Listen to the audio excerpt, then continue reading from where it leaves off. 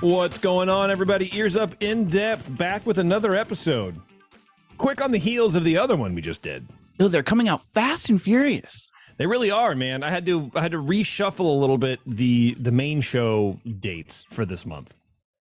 We just weren't ready. So, that's how it goes. That's how it goes. So we are doing a main show on Tuesday, I think. I hope. Tuesday? It's a Bev show, and she's going to tell us all the things that Disneyland is doing wrong right now.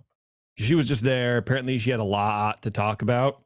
Oh, I think you teased that in the last show. Yeah, I know. And for Bev to talk like that, that's, terrible. Is it? Bev, I mean, Bev can be... cantankerous? Yeah. Irascible? I mean, but she's also generally positive person. You know what I mean? So for her to really sort of like have a list, that's bad. Okay. You know how it goes. But anyway. Well, I look forward to hearing that. That'll be fun. Yeah, me too. I'm excited to get through it. And, we'll have a good time. Yeah. Jeremy, I'm ready to rip right into the news here. I have quite a few news stories to cover. I think quite a few. I don't know. And they're all pretty interesting. I think it's a pretty interesting news week. You know what I mean? Especially because the big announcement, Bob Chapek has voluntarily stepped down and entered into early retirement. I think that's the story that I read, is that he just did it on, he wanted to leave. He was done. No way. I'm just reading between the lines, right? As a seasoned veteran journalist and podcaster, I'm picking up what they're putting down. I mean, they say that he was let go, but I know my boy. He did all he could. He wanted to go out on top, so he left. Is this just you being a Chapologist? Like you're still going to cling on to this story? This is insanity. He was fired. He was sacked. He was canned. I don't know. It's My over. sources tell me different, but that's okay. That's all right. And you know what? Okay. As big of a heart as that guy has, he was like, you know what? Fine. Throw me under the bus. I don't care. I know how you guys feel about me, really. I will leave with my head held high. Well, it's just interesting because a lot of stuff is starting to come out now, things that we didn't know, things that he had maybe said. Did you hear what someone said that they had heard that because they always talk about Walt, right? Oh, Walt, what would Walt do? And apparently someone heard him say, Walt's a dead man. Like, why are we talking about Walt? Like, what a jerk. Because it's the name of your company. Yeah, idiot. But it's it's echoed what I've said before. I'm serious. They always drag Walt quotes out or whatever. Walt, what does it matter what Walt would want? When Walt was alive and what he wanted is so out of touch with today's reality that you would never move forward. You never advance if you did what Walt would want to do, because he would just not even know the avenues available to you at the time. So I think that's right. Stop asking what would Walt do, and ask what's best for the parks. Treat your customers, every customer a VIP. Pay your employees. You think that those are all irrelevant ideas? No, but I imagine within the context of what he was saying, that's probably not what he was referring to. I'm sure someone was like, "Hey, we should really give everyone a raise because Walt would have." Is it uncomfortable to be in the mental pretzel you have to tie yourself into to defend this man? I mean, it's ridiculous the lengths you will go. Yeah, well, look, man, you know my stance on it. I think he's getting burned a little bit. I think he was left to the wolves. I think he was set up for failure. I think Iger didn't set him up properly and didn't set the company up properly. And then now they're letting the fox back into the hen house, I guess, as it were, where Iger has to clean up the mess that he was inept enough to leave in the first place. I actually agree with a lot of that. Cheers. Because number one, he saddled the company with more debt than it's ever had. The Fox acquisition was $70 billion. So a lot of the costs of servicing that huge debt are part of the reason why profit isn't where it's supposed to be. So that's number one. Oh, and by the way, that relates to one of my stories tonight. about Avatar and how expensive that's been to make. Mhm. But also, this is Bob Iger is the guy whose job it was to hire a competent successor. Right. So he wasn't even able to do that, and now he's back with the mandate to hire a competent successor. You just failed at that. So what, we're giving him another chance to do that again? I don't think. And you know, a lot of the things that we don't like were things that were announced under Iger's watch, not Chapek's. Nobody likes Genie Plus and Lightning Lane. Those are all Iger era inventions. Right. Harmonious, that's what I keep saying. Iger era invention. All of these things were from Iger, and basically it was up to Chapek to kind of, you know, muddle through and figure it out. And now Iger's back for more? I don't think so. Exactly. And I think a lot of people forget how upset they were when we were buying IP, when they're buying Fox, when they bought Lucasfilm. People were upset. It's like, what happened to, oh, we don't have any more creative stories anymore. Now we're just buying IP. Iger was the king of buying stuff. Oh, we'll just buy it. Right. And then Chapek wants to use it, wants to build on it because they got it. Oh, well, he just is not creative. I agree, I guess, on some level that he's not a very personable guy. Okay, fine. But I think people just have always wanted to hate on him. And I think it was honestly part of it was, I don't even know why we're talking about this. I think part of it was the fact that Iger didn't get the heck out of town when he did. I think the fact that he stuck around made people start going, what, why? We can't just let the new guy take over? What's wrong with the new guy? Now he has to be get his hand held through the whole thing. And I think that sort of started the thing. So now everyone's really looking at him with a judgmental eye, and everything Chapek says, well, that just means this, or they twist it around or whatever. And bada bing, bada boom. Yeah. Hitting the old dusty trail. I do think that Chapek needs to go. I don't think he was great. I just think that Iger's the wrong medicine for this problem. We needed a new CEO, not to bring back Iger.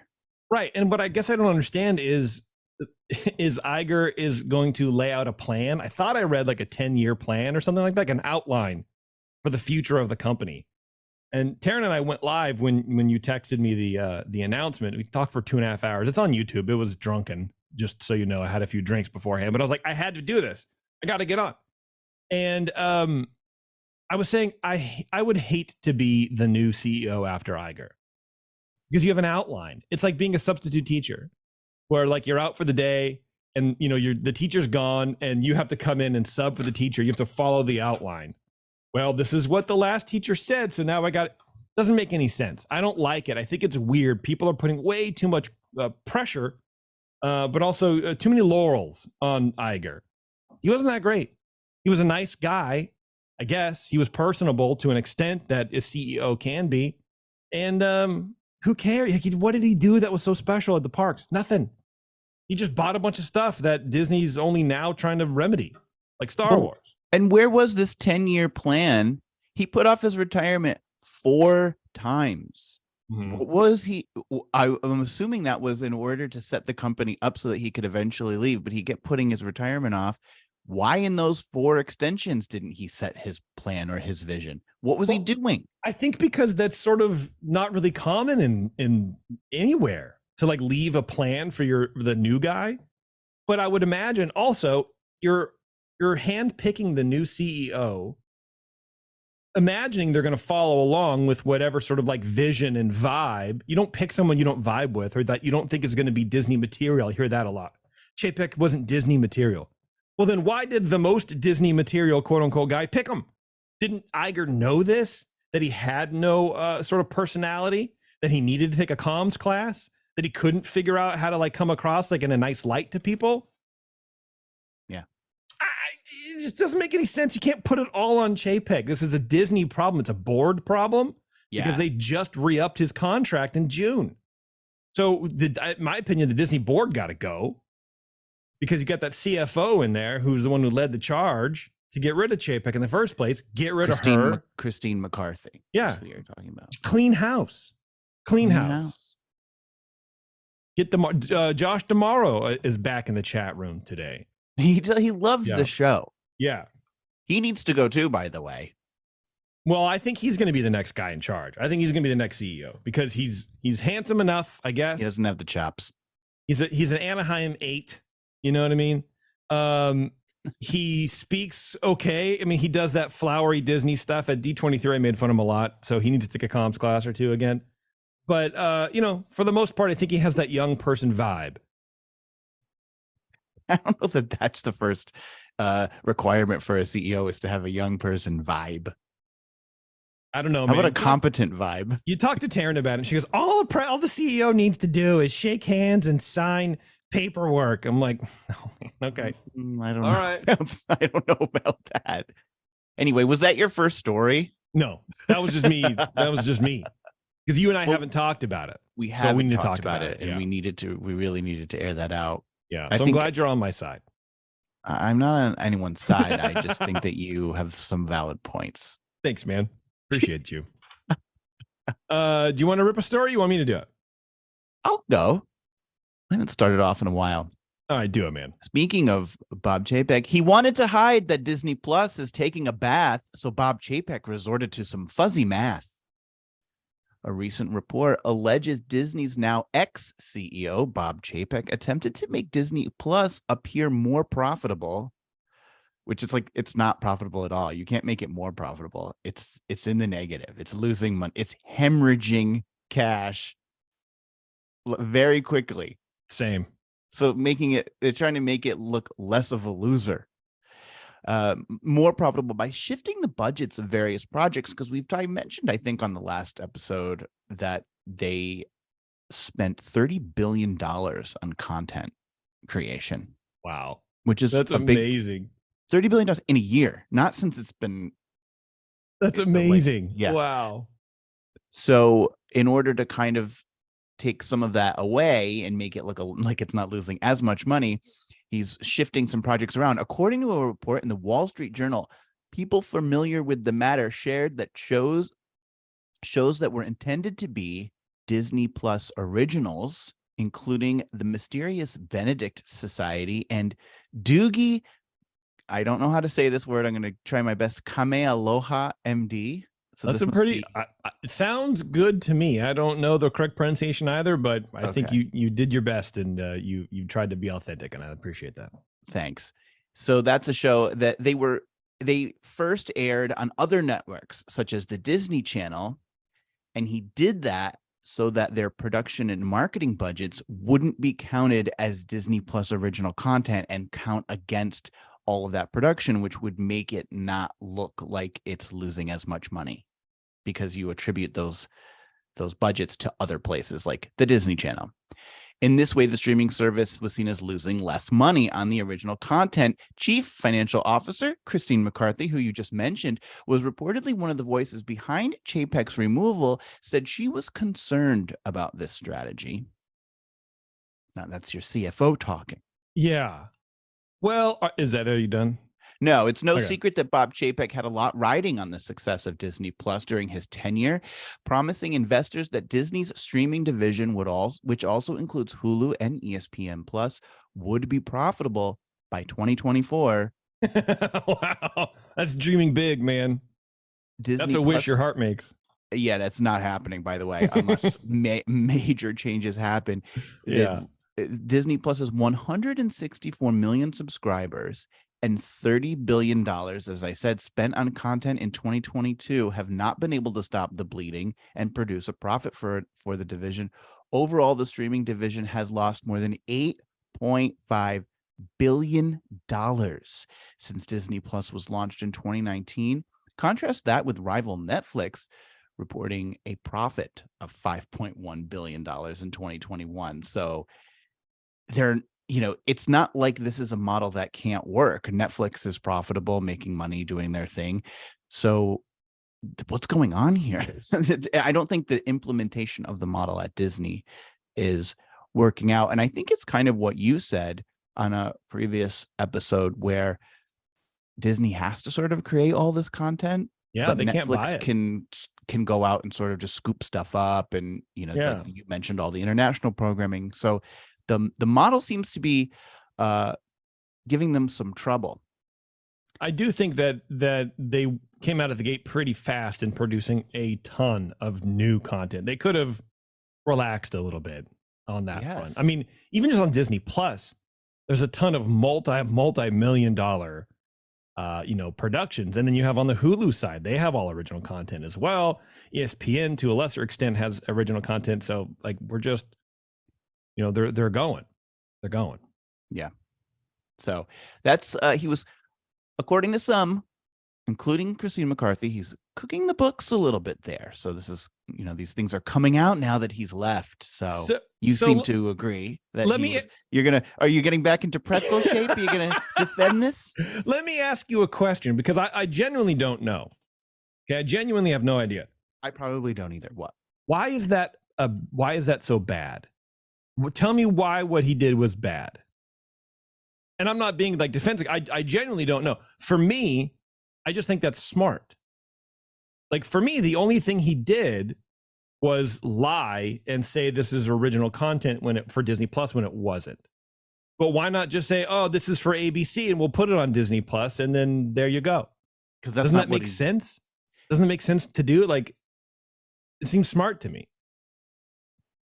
I think that a lot of Disney share price is based on the success of Disney Plus and streaming. So you'll even see Disney's share price fluctuate based on how Netflix performs when they have their earnings call, because it is seen as a big chunk of the company. Clearly it is. And so if you're being deceptive, like you say, oh, it's smart, crafty and smart are not the same thing. Yeah, I think it's deceptive. You have to report each division and say, here's how it's doing. He's trying to make a business that's not healthy look healthy, and people are investing in Disney based on that.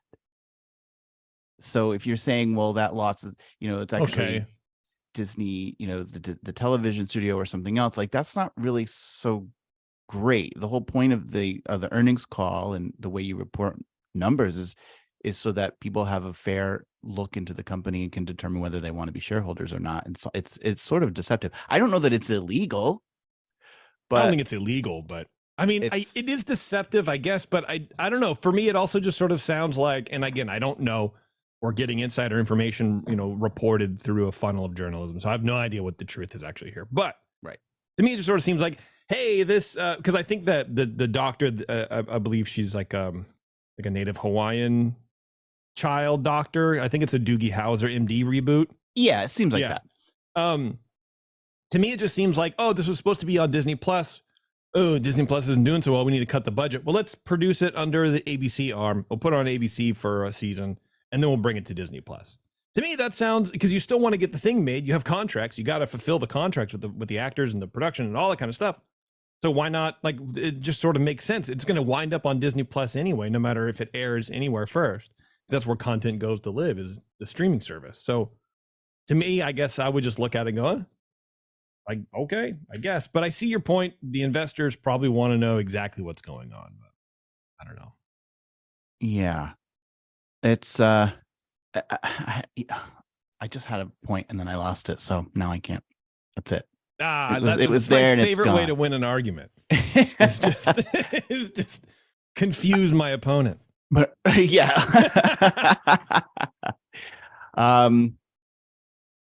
Oh God, is it going to come back? I don't think it's going to come back. I think it's gone. It's lost to the ages. You think it's gone? Okay. I think it's gone. That's fair.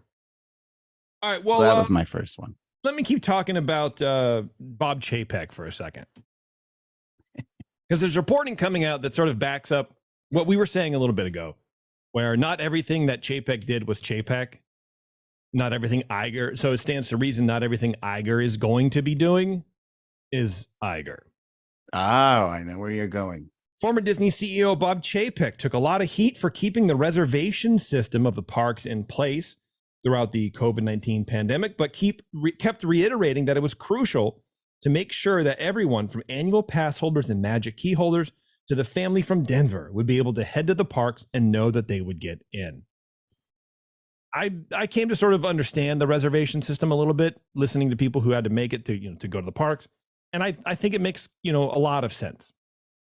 It's not very fun or you can't have the spontaneity anymore. But I think Right. it makes sense. I mean, you know what I mean? Just it makes total sense. You can't go on an airline. You can just show up and go, oh, I want to get on this. You know, you can't do that. So why would you be able to expect to go to the parks? Well, this is exactly, and that was Chapek's point, and he made it. I think he made a very compelling argument for that. Like, Yeah. and just what you said, you could show up on a cruise ship and be like, "I'm here now. Let's go." Right? Can you on this imagine? one. Yeah. We're all packed. We're ready to go. Well, Right. sir, you can't. We're full. Well, I didn't know that. I wish I would have known that.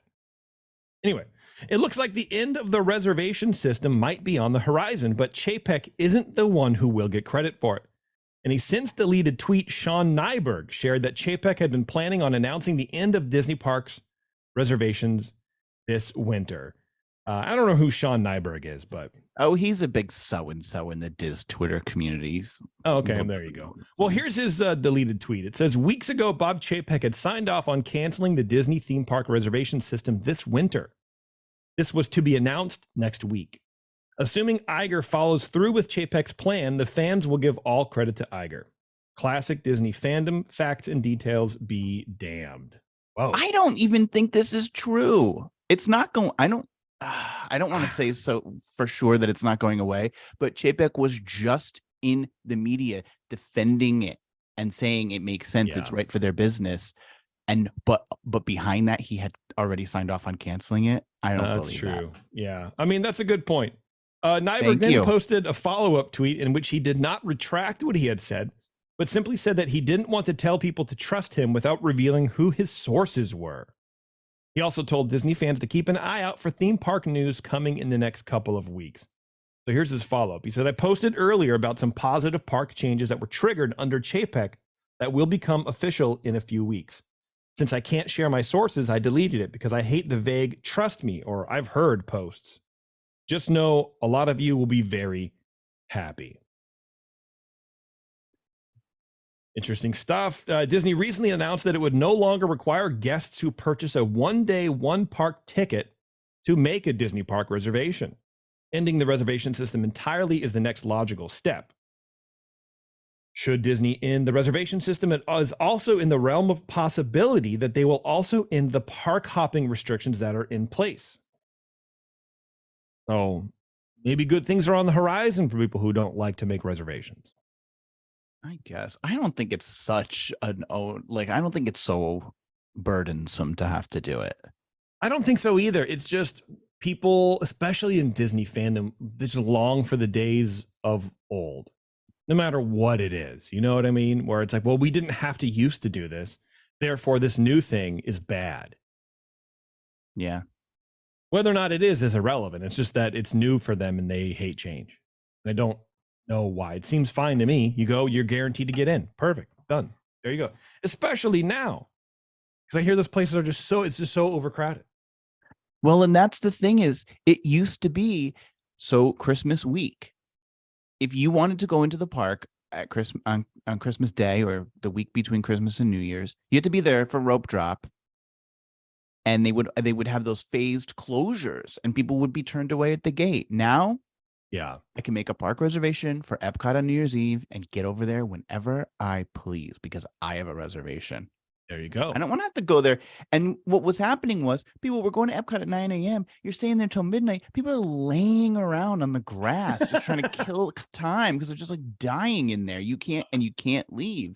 It's awful. But the reservation system alleviated us of all of that. I am on the record. I am a fan of the reservation system. Keep it going. Keep it going, Iger. Josh, you're in the chat. I want you to keep that happening. Our friends at the 21st Amendment Brewery welcomed the warmer weather with the release of their brand new hoppy Pilsner, Coaster Pils. With a label that depicts a magical portal into an amusement park of flavors, Coaster Pils has a good time around every turn. Coaster Pils is wonderfully clear and bright with a beautiful straw color and tight white bubbles. It has a snappy flavor with crisp lines and wonderful citrus, tropical, hoppy flavors and aromas. Plus, at 5.4% ABV, it'll help you coast right through your day like only the 21st Amendment can. Coaster Pils, as well as their summertime favorite Hell or High Watermelon Wheat, are available wherever you find great craft beer. All right, Jeremy, what do you got? Disney's performance at the box office has been lackluster thanks to Strange World, which is no blockbuster. Disney's latest animated feature, Strange World, failed to lure in moviegoers over Thanksgiving weekend, generating just $18.6 million between Wednesday and Sunday, and a dismal $11.9 million for the traditional Thanksgiving 3-day opening.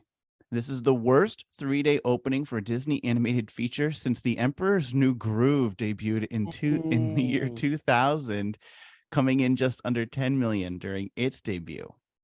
So, that had more theaters probably too, because pandemic is still affecting movie theaters. Yeah. So that's sort of worse. While Strange World outperformed a number of other films this weekend, its muted opening raises concerns about Disney's current animation strategy and if the return of Bob Iger will be able to help right the ship. The disappointing weekend for animation comes on the back of a lackluster performance for Disney Pixar's summer release of Lightyear.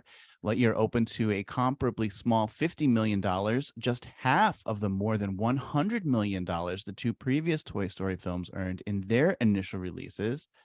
Though its box office takings have now surpassed its estimated $200 million production budget. They generally like them to make more than just a little bit more than the production budget. Yeah.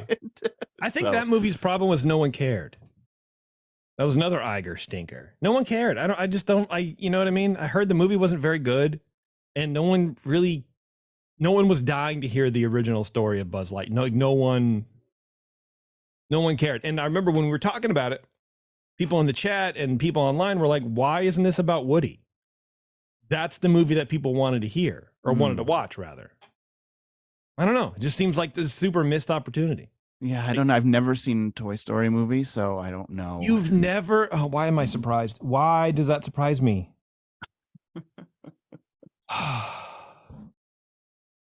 Continue, please. These characters, I don't know much about them. So, a little bit of a disappointing year for Disney, Pixar, and Disney Studios Animation. But on the plus side for this weekend, Black Panther: Wakanda Forever took in a notable $64 million, which is it's in its third week. So it still brought in $64 million, bringing its total global box office take after 3 weeks to $676 million. So a nice job for the Black Panther. Yeah, good job, Chapek. Yeah. Chapek. This is going to be it's just going to be. Yep. Well, Absolutely. But now, and here we go back to thanks, Iger. Now, as we enter the month of December, Disney has to look ahead to the hopeful success of the upcoming Avatar: The Way of Water, set to debut in theaters on December 16th. God. Disney executives must be nervous as reports surfaced this week that in order to break even, the Avatar sequel will need to earn $2 billion. Does that mean its budget was $2 billion? Like, is that just a recoup production costs, or what is that? I don't know exactly what the budget was. I don't even know if the budget's totally finalized. And I don't know also how much of, is it production budget, but then there's also a marketing budget. Although I don't think there was a marketing budget for Strange World, because I have never, who heard of that? So it just sort of showed up. But this is reports from James Cameron. He is the one saying that it needs to do this. Disney acquired the Avatar series as part of its purchase of 20th Century Fox, which now operates as 20th Century Pictures. According to a report in Variety, the film's director, James Cameron, said that the film needs to be the third or fourth highest grossing film in history to be profitable. To put that into perspective, that would mean The Way of Water needs to earn somewhere between Star Wars: The Force Awakens' $2.07 billion box office and James Cameron's own Titanic, which currently sits at a staggering $2.2 billion. I don't see it happening.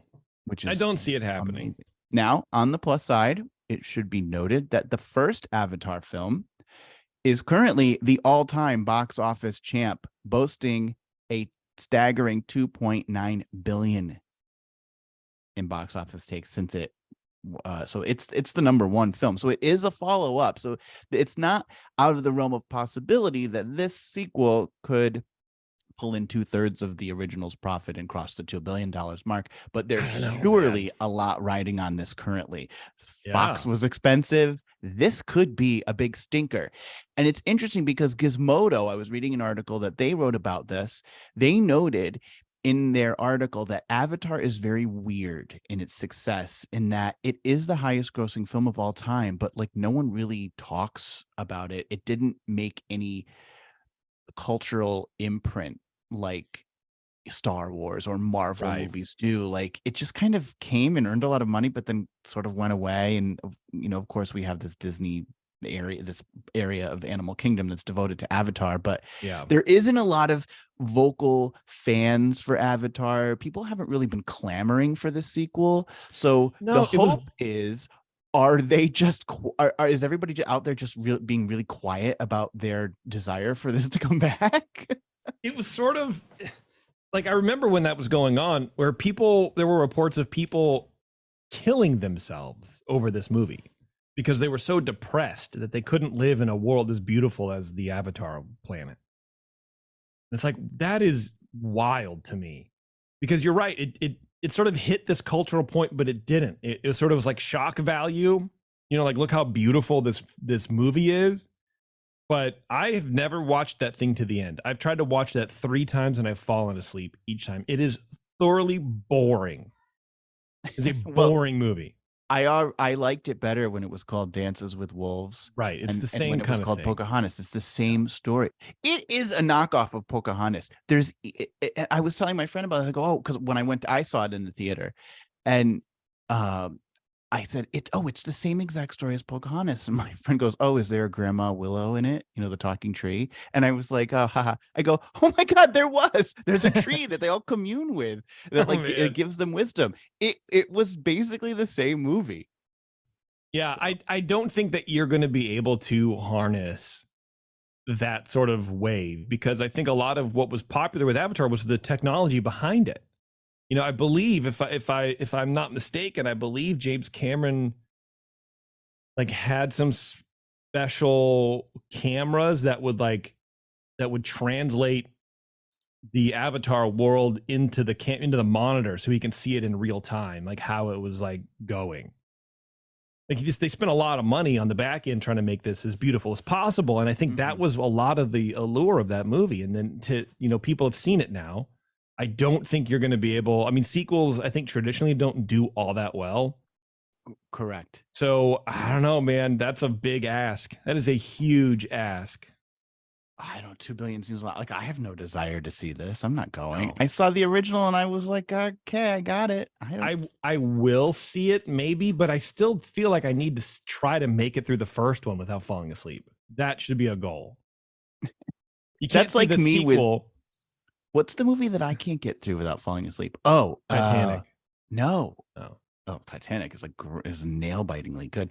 I don't know. It's that movie that you love. That's Christmas and Halloween. Nightmare Before Christmas. Oh, I can't stay awake in that movie. Oh, I don't know how. That is Ambien in film format. Yeah. Where you wake up towards the end and start online shopping. Yeah. Good luck, James Cameron. I think you're going to need it, buddy. Yeah, and you know who else is going to need it? Bob Iger, because he bought Fox. He bought this juggernaut, and he probably signed off on all these movies that are just now coming out. Yeah, so if this movie loses its 2 billion, it's going to be bad he'll find news a way bears. he'll find a way to spin it on Chapek. It'll be fine. All right, Jared, let's take a quick break, huh? We'll come back and we'll wrap up a little bit of news here. Hang on, everyone. Yeah. I'll try that again. Hang on, everyone. It's In Depth. We'll be right back. Back to the newsroom on In Depth. All right. Thanks for hanging on, everybody. A few more news stories to get through. And the news about Chapek is not over yet. Don't worry. Don't everybody worry. Everyone stop worrying that we're going to move on for a second. Oh, no, we're never moving on. Yeah. As reported by The Wrap, well, this is more about Iger than Chapek, but Anyway, as reported by The Wrap, an unnamed insider at Disney predicted that Iger, who has agreed to stay on as CEO for the next 2 years, will look to conclude his tenure by selling the company to Apple. Yeah, I've read this. Quote, "This is the pinnacle deal for the ultimate deal maker." A former Disney executive concurred, stating, quote, "I think he'd welcome it. He'd be the last CEO of Disney." What does that say about former Disney executives, what they think about Iger? It's all about ego. That's the vibe that I get. The Iger's just out for himself. It's just about ego, which I thought of course, stands to reason why he put off retirement 5 times and then now came back. That is ego. It's hubris, because it's like, only I can do this. I have to keep putting off my retirement because there's no one capable of filling my shoes. Oh my God. Did we just come up with a new name for Iger? Bob Ego? Bob Ego? Yeah. Love it. The executive also noted that Disney and Apple have similar brand identities and would benefit from a merger. Disney is currently valued at approximately $180 billion, which seems sort of low, honestly. And according to the report, its sale would likely face resistance from antitrust regulators. Neither Disney nor Apple have provided comment concerning the recent report.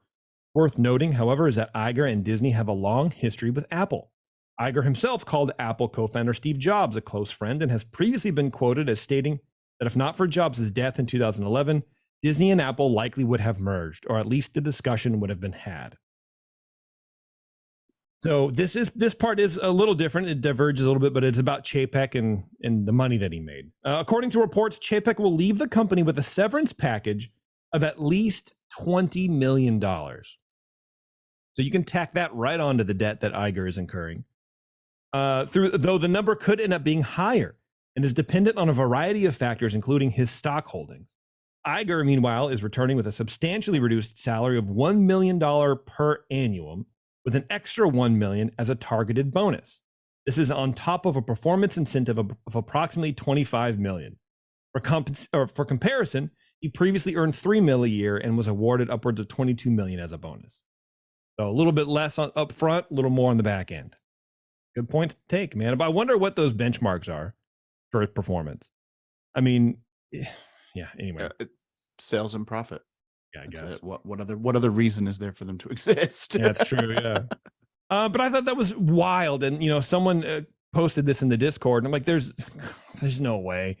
So I put this on our Instagram, and then like the next day, there are reports coming out that Apple is in talks to buy the Premier League soccer club, Manchester United.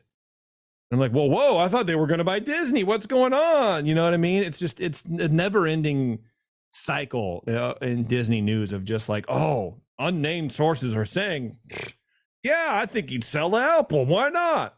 Come on. Well, it's an interesting take to say that he would be the last CEO of Disney. Is that necessarily a feather in one's cap? I thought it ended on my watch. Like, I don't know. I thought that the whole idea of being a CEO is to make sure that a company is solvent enough to not have to be taken over. I mean, that was Eisner's big thing in the 80s, because there were hostile attempts at taking over Disney when Eisner but his whole thing was trying to keep them solvent so that they didn't get absorbed. And now it's sort of a good thing that they would be. I'm not so sure that you want it on your resume that you were the final CEO. You should be the one who made it, gave it its second century, like not end it. But I think this is, if Iger did it, he would be bronze. There would be a gold statue erected in his honor in every town across the country. People would be amazed. They would go, oh my God, what a brilliant CEO. He, whatever. If this rumor came out about Chapek, oh my God, pitchforks and torches at the front gates, man. I think it is a stupid move. It's a dumb rumor. It's never going to happen. It's completely, unfounded in reality, in my opinion, because I'm such a big brain. But it's, I don't know, man. It would be a thoroughly dumb move, because, you take this company that Walt created, that a bunch of people created, pour their heart and soul into it, and you sell it to Apple, it doesn't really seem like a very synergistic deal. I don't even in 2011, before Jobs died, Iger wanted to do that. It's like, why? It seems kind of dumb. I think Apple's incentive would be that they are into content delivery, and so this would be an opportunity for them to have content creation. So it would give them some, like they have their Apple TV Plus and their Apple these originals. This would be a really big boost to have all this creative stuff. I actually do think that there's a lot of synergy in this merger. I don't want Disney to be sold to Apple. I also think that the other missing piece is that the Justice Department has been more scrutinous of mergers and has been suing more frequently for antitrust and anti-competitive mergers. So I'm not so sure that even if it did happen, that the government would allow it to happen, at least under the current administration. So. Yeah. I mean, I wonder if that holds true, the content stuff, even now that Disney has Disney Plus. Now they don't need an outlet for their creativity. I mean, they were selling their content to Netflix, so they were making money doing it to Netflix. Then they split off and did their own. So, I don't know if there's an incentive anymore for Disney to even entertain being bought out by anybody. Well, it could be hostile though. Well, yeah, that's probably true. But anyway, it wouldn't be if Iger wants to do it, but I don't think he does. And I don't think he does also either. The shareholders would have to approve that. I don't think it will happen. I would bet money that it's not going to happen. There's no way. There's no way. Too big. It would be way too big. I don't think Apple wants to get into the theme park business. I don't see it. I don't know when, you know what I mean? There's so many moving parts. It makes no sense. I don't believe it. It's dumb. It's a dumb rumor. Okay.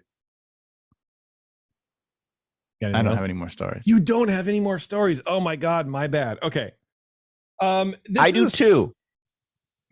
I try to keep it to 2. Well, look, man, I once did the bare minimum too.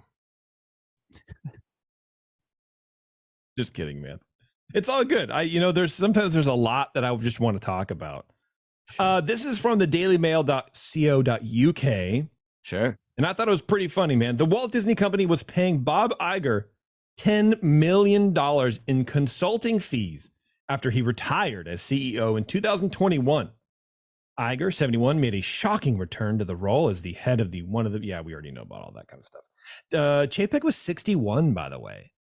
He looked pretty good for 61. He looks pretty good for 61. I would have pegged him mid-50s. 61 is the new 50. Oh, man. All right. All the retinol creams are doing wonders for everybody.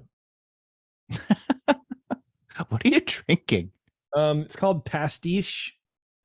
It's like a star anise drink. It's a big French. It's like a hard liqueur, and then you water it down to like 7, 8, 9%, and it's like this sort of like kind of licorice-y. Good. I like it.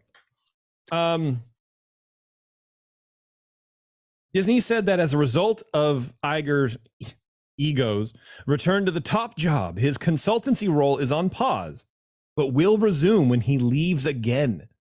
So in 2 years, when this zombie drags its gangly foot out the door again, he's back to being paid $10 million. He's back to being paid. So he gets consultancy. He has a they higher. Love him. They love him on the board, and I don't get it.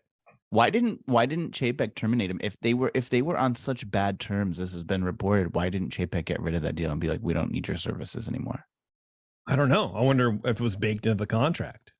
Maybe it would have been more to buy out the contract. No, anyway, yeah, I don't maybe. know. A new regulatory filing from 2021 showed Iger was the regular recipient of installments of $500,000 starting in 2021. Disney also footed the bill for Iger's security, which came to nearly $750,000. What kind of security? I mean, Jiminy Christmas. Well, he probably has multiple security guards or multiple bodyguards. They are. He's not the president of the United States. Why is Disney and by extension us consumers funding this? You know what I mean? I don't know. Trying to get political. In the filing, Iger was to advise, quote, on such matters as his successor as chief executive officer may request from time to time. The consulting contract was to run for 5 years. So over 5 years, he's going to get $10 million for just on retainer, basically. The company would in return, quote, have access to Mr. Iger's unique skills, knowledge, and experience with regards to the media and entertainment businesses. Meanwhile, you got a whole slew of executives at your fingertips as CEO, but you have to call on the guy who already left. I don't know, dude. It's such a cult. And it seems that they didn't even avail themselves of his services because Chapek went on to piss off everybody in Hollywood. So they didn't use that expertise. He didn't seem to handle a lot of these situations very well.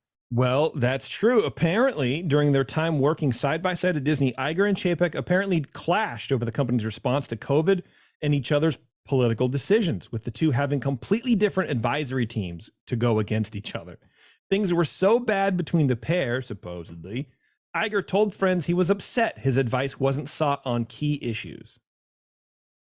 I bet you were. Well, of course, he's always got he's got a bee in his bonnet because he's not being why didn't you ask me? Yeah. This guy does have a lot of ego. Boy, it really is coming out.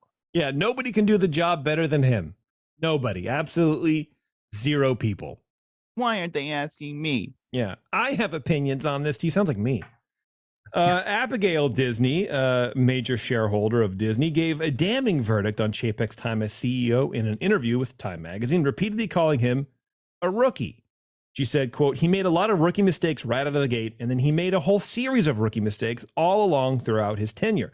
I don't think he ever moved out of rookie mistake territory.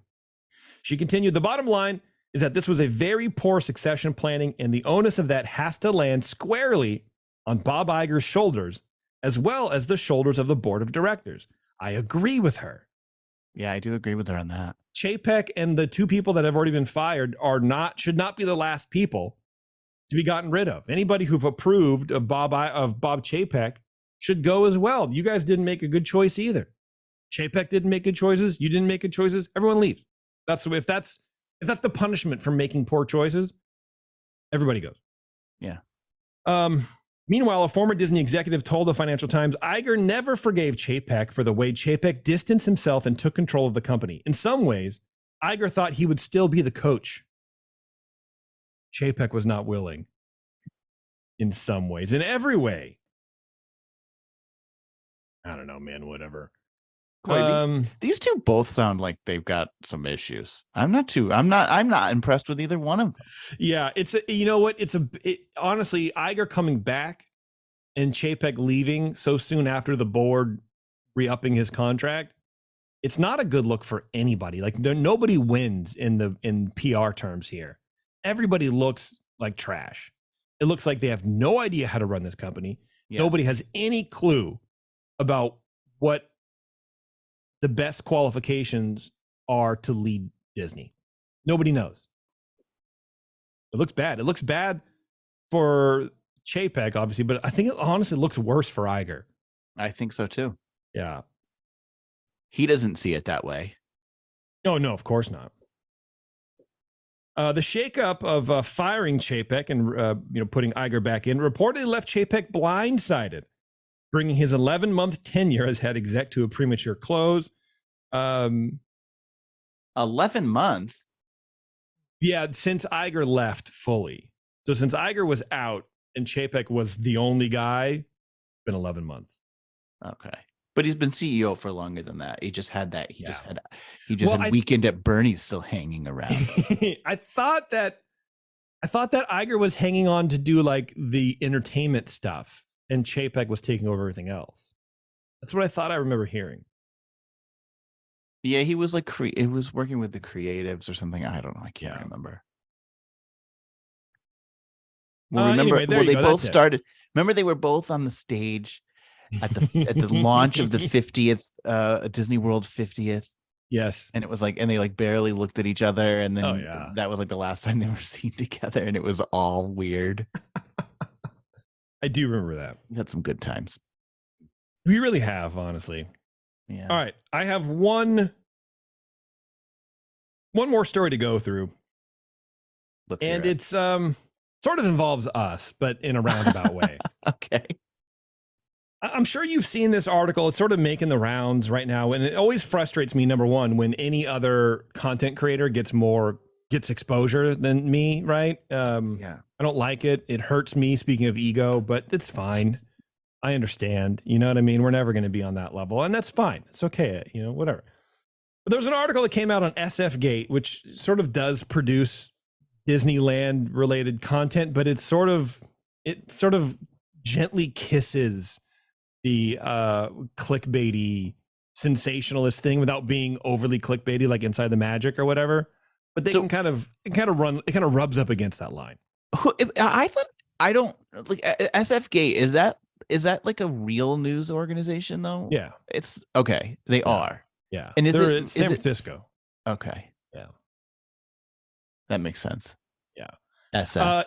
Yeah. Here's the Frisco, which apparently Frisco is like an old nickname for San Francisco.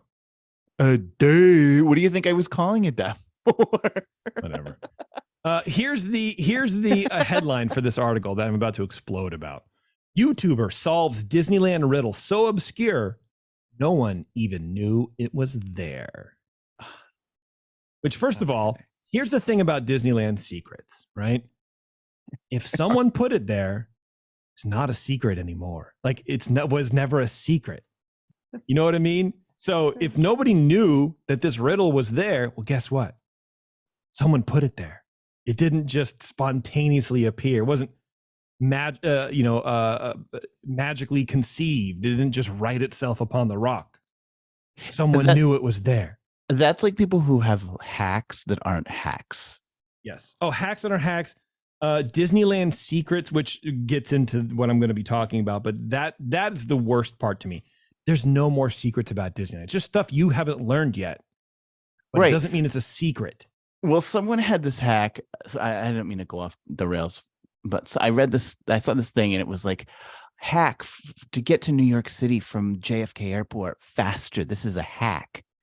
And it was like, take the Long Island Railroad. And I'm like, that's not, as opposed to the subway. And I'm like, that's not a hack. That's a legitimate alternative form of transportation that many people use. It's not a hack. I do it. That's how I get to JFK all the time, is Long Island Railroad. I don't know what these people are talking about. That's not a hack. That's one of the transportation options to the airport. Yeah, the term hack has just become, hey, check out this tip. But it used to be like taking two things and putting them together to make a third thing that never existed in the first place to make your life easier. Right. Yeah. Sorry. Anyway, that's fine. Where I went. Chris Provost, who runs the popular Disney YouTube channel Provost Park Pass, recently filmed the discovery. Also, he didn't film it. It's on video. It's not, he didn't film it. It's not, he didn't have a film camera. He didn't have a, 16 millimeter camera right there, dude. Okay. Relax. Oh, yeah. I guess that would be film. Yeah. It's a thing that I picked up in high school in like a production class, and like my teacher beat it into my brain. It's tape, not film. But even now it's digital video. It's video. It's not film. It's not film. You're not filming it. Wait, what's the difference between tape? What's tape? It's like a VCR tape. That's not film. No, it's tape. Well, what's the difference? Film film is like a camera film. Like movies are filmed like on a, they have a reel to reel, the whole thing. They have to be developed and everything like that. Oh. Anyway, I don't mean to share my vast knowledge, but anyway, Chris Provost, I've seen some of his videos. He's the guy who will be like, he'll have his hand up, be like, 5 Disneyland secrets that you need to know. And it's like, they're not secrets because everybody knows about it. There's no secrets left in Disneyland. There just are none. So you can say there's facts, but they're not secrets. It's not, you know what I mean? You can buy Dasani water at this. That's not, these aren't, no, they're not secrets. So I always look at him as sort of clickbaity, but a lot of people like him. He seems like he's like a popular guy, and from all accounts, he's a pretty nice guy. So I don't mean to crap on him too much, but I'm just not a big fan of that style of content. Okay. The mystery begins in an appropriate place, the Pirate's Lair on Tom Sawyer Island. Even on the busiest of days, it's a lightly visited part of the park, which is perhaps how the riddle stayed hidden for so long. The riddle stayed hidden, Jeremy. Okay. Anyway, in the pirate sort of hideout in there, Provost, who regularly films Disneyland's secret spots. You see where I'm going with this? Secret spots. No, there's what secret spots? Unless someone dug a friggin' tunnel that nobody knows about. Like, here's a carve out that someone dug, brought a shovel, a military shovel you can collapse down. I snuck it in, and I built this whole den. This is a Disneyland secret spot. I built a den. He captured the riddle unknowingly earlier this year when he panned over a crude painting of dancing skeletons on a wall of the pirate's lair. At first, he assumed they were simply for spooky ambiance, but Provost said an astute YouTube commenter observed it was likely some kind of code. Another added it looks similar to ones used in a Sherlock Holmes story. Provost compared the Disneyland skeletons to the dancing men code used in Sir Arthur Conan Doyle's The Adventure of the Dancing Men on Tom Sawyer Island, which is honestly, it's pirate's lair, but whatever. Those dancing skeletons matched up perfectly with the dancing men in Sherlock Holmes' book, Provost said. So now we can decipher the message on Tom Sawyer Island. The match made, Provost easily decrypted the skeleton code to spell out each answer be having 3 identical letters. And then, blah, blah, blah. So this has been making the rounds. People are so excited. And I heard this. I saw it come up on my feed. I was like, that sounds familiar. Mm-hmm. I feel like we talked about this on the show, but I often feel that way because I just want us to have found this first, you know what I mean? Or not first, but before this, right? And it sort of goes along with my like victim mentality of like, well, we didn't get enough credit when we talked about whatever. So I told Taryn about it. Taryn's talking about it. She goes, we talked about this. She goes, I talked about it on my show. And she found it. She looked back, even more things you may have missed, part 2. April 23rd, 2021, she mentions this painting and that it's a code and the solution to the code because she found it on friggin' Reddit. So, and I found this post 5 years ago. The post titles Exploring Pirate Caves on Tom Sawyer Island. And there's a picture of the dancing skeletons. And here are the comments. The first comment. That looks like the dancing man code from Sherlock Holmes. And then someone says, it is. It reads, each answer be having 3 identical letters. But no one I've spoken to has any idea what it's referencing. I'm assuming that this was intended to be part of some secret on the island, but it was never completed. And that's what Chris Provost says in his video too, where he claims he went all over the island looking for more clues and couldn't find any. So he assumes that the riddles were just never completed. 5 years ago, this was on the friggin' internet. Anyway, people are pretty, it's weird. It's just, it's weird how little research anybody does anymore. And I'm not saying that Chris has like just never looked this up and he did it on purpose. I'm not saying that he went and came across this post, or hopefully better yet, listen to our show and was like, oh, I'm going to make a video. And like, you know what I mean? I'm not saying he was targeted like that. Right. But if you're going to claim that you solved the riddle, you better do a quick Google search, just a 5-minute Google search. If it's not on the top 3 pages, you're safe. Then you can say you solved this riddle. You didn't solve anything. You just made a video about it, which no one else had done. Maybe. I don't know. There's so much content on the internet. Who can tell for sure? So it's a bold claim. And then to give, to interview, I don't know. It's just, and then for all these quote unquote journalists to be like, well, he said that nobody was paying attention. What are you talking about? We've talked about it a year and a half ago. Reddit had it 5 years ago. So he's claiming that he solved it. Mm-hmm. Oh, He's claiming that he solved it. He took he matched the skeletons, got this Sherlock Holmes book, and figured it out. He decoded it. No, he didn't do that. I mean, see, here's the thing. I will leave it open to maybe he did that, but he was not the first to do it. Right. And he should be saying this. And I don't know if he is, because I'm not going to watch the video, because like I said, I don't really find that type of content entertaining. But, I don't know, man. Maybe this is just a factor of all this other press sort of taking a story, not fully understanding it, just to pump something out. So maybe I'm misrepresenting his stance on the thing. But, because like I said, everyone, by all accounts, he's a pretty nice guy. So, whatever. But it's not it wasn't a secret. This was an open secret. A lot of people knew about it. It's been online for literally at least 5 years, if not longer. I don't know. It seems like longer because people already knew the answer to this post from 5 years ago. Oh yeah, here's the answer. I know that one. So it's just, then that stuff makes me mad. It frustrates me to no end. And I don't know why. Just Yeah, does. me It's neither. frustrating. Yeah. I just get frustrated with that kind of 5 things I can't stand all this stuff that is just like clicky. Everything that's on Instagram and these reels. I look at Instagram. What is any of this? I don't ask for any of this. It's all just there. It's the algorithm. I want to look at my friends and see what they're doing. I don't you can never do want that. to know about what, and that's the thing is like, I miss things that my actual friends are doing because I'm watching, a puma try to eat a deer or something. I don't know. You know what we should do for walkabout? I got to do walkabout this week, I think. It's just one time, like just sit on TikTok, just Disney TikTok, and just do a scroll through. I'm not doing that. I don't look at TikTok. That would be so much fun. Anyway, that's it. There's one story that's sort of a visual story about Tokyo Disneyland is having some sort of like AR game with Haunted Mansion, and the characters are sort of anime style. Kind of neat. So you can look that up if you want to check it out. It's coming this winter for Tokyo Haunted Mansion. Let me see if I can find out what's going on. The characters look super cute. I'll post it in Discord. It's very cute. In addition to mystery solving, guests will be able to take photos with the characters via an AR smartphone program, which I'm assuming is just the app. But anyway, and a new Haunted Mansion merch will be on sale at the park.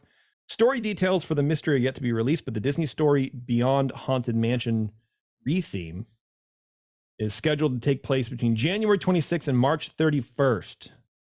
So if you're in Tokyo at the Haunted Mansion, check that out. See what's going on over there because it sounds neat. Let me know. I like it. Cool. All right, Jer. That's it. That was great. I think we're done, right? Some good stories for sure. Yeah, why not, man? Anyway, thanks a lot, my friend, for doing this show with me. Appreciate it. Always. Love it. And thank you to everybody listening. I appreciate that as well. We are going to be doing a main show, an EarzUp show on Tuesday night. And then it's a secret show that night as well. So if you want to join us for that, you're more than welcome. Check Patreon for those links. That'll be up there shortly. Anyways, until next time, everyone, we'll see you in the parks.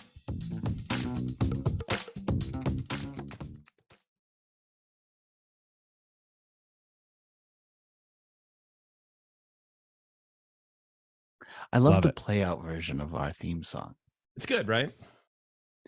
Where the hell's P, by the way? I don't know. Who knows? He's probably picking up that dog of his and putting it down. He's He not in loves the doing that. chat. He just picks it up and puts it down. Picks it up and puts it down. Anyway, Oh, I just saw your text. I sent you the link. I don't know why you're not in here bugging me the way that you are. yeah, like you sent me that link ? And I'm sitting here trying to fix my thing. I'm so frustrated. I'm like screaming. I see your text. I'm like, that motherfucker.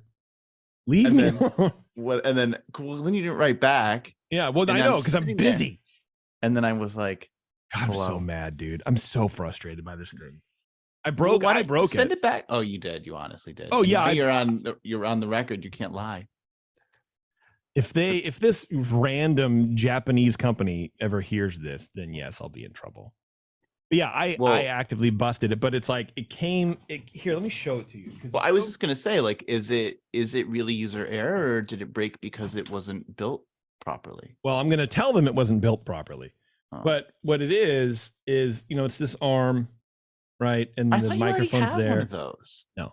And I was like bending it, so it's supposed to come down here, but I was bending it this way and it snapped and came off, and like a thing shot out. And I don't know if I got all the parts, but it won't go back together properly. And it won't lock anymore. So I'm gonna try to find it and try to find the parts if there are any more. But if I can't put it back together, I'm just gonna put it back together as best as I can and say like it doesn't work. And sort of be shitty about it because it's Amazon. Who gives a shit? I don't know. I don't know what to do. I might also just email them and be like, hey, I broke this. Help me fix it. Like how does it go together? Because it's not sticking together anymore. Yeah. Okay.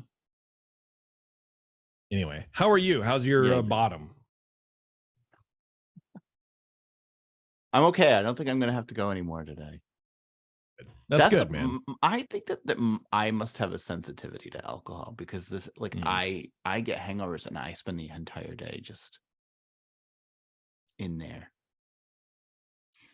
Yeah, sounds like it. I mean, that's. I mean, I know a few people like that, but I've never been one of those, so I can't help you. It's the worst. It's the worst. But tomorrow's another day. It's true, man. I'm sure I'll be fine. I took several naps today. Wrote my stories. There you go. I tried to get out of this. I appreciate that you not, because we do need to do it. So I got so much editing. Can we please do this another?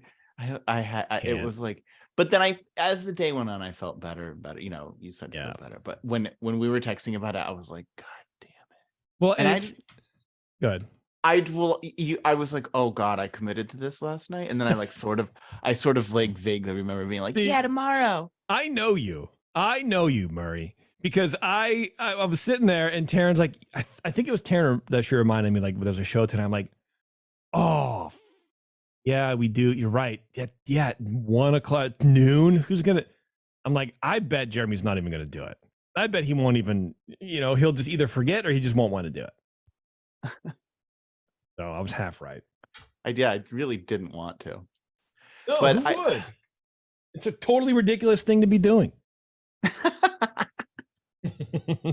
Well, I mean, there's other things. I mean, well, yeah, you could be laying there dying. I would be in bed right now. Yeah, that's where I'll be going immediately following this. Yeah. So, but it was fun. That was good. I liked it. Good. So then you're off for like 2 weeks. You're out of here. Well, I leave for Europe on Saturday. Yeah. Do you want to come on the show Tuesday?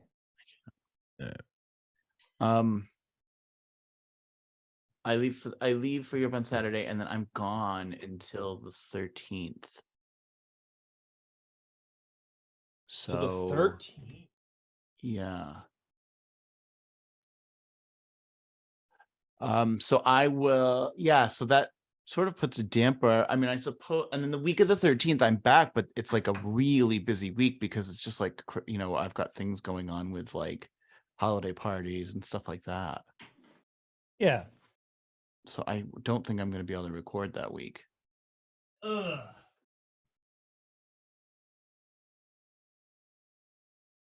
Not missing any parts, Jeremy. Got them all. Oh, good. I was so worried. Should be worried.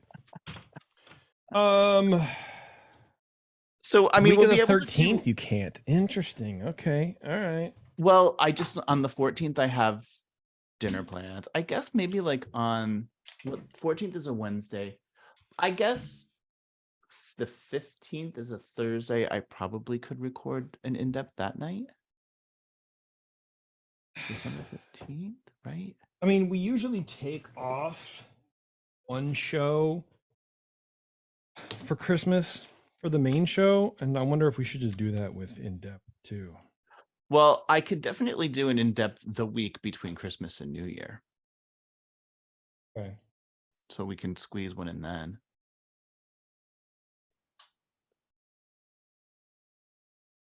Okay. But today is counting for your November number, is what you're saying. Yes. Yeah.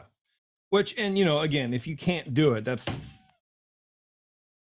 fine. I just have to do 2 a month have to be done, and I'm not gonna like, you know, be holding you to do them. If you genuinely can, I don't want to like upend your life.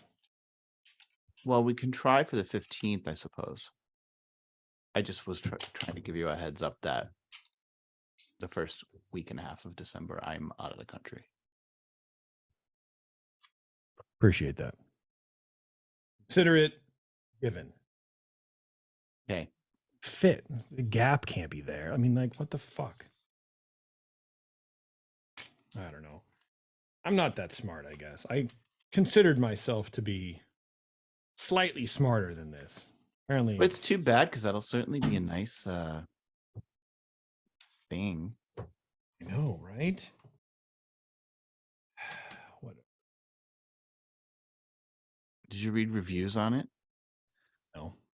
I mean, it was fairly highly reviewed. I didn't read it.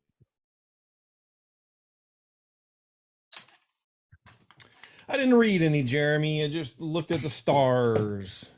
All right. What's Yeah. going on in the chat? I hope the chat's doing well. I'm going to go to bed. Smorariu says yawn. Yeah. Well, the show's technically over, so Show's over. We aren't obligated to be particularly entertaining right now. Yeah. I gave it my all when we were recording. Now this is just regular. Yeah, now we're just hanging out, dog. Why don't you relax? Yeah, we're hanging out, dog. All right, man. Well, that's it. Why don't you get out of here? I'm gonna fix my arm. Fix your arm. Have a good night. All right. Bye. Bye, stream. Thanks, guys. Preach.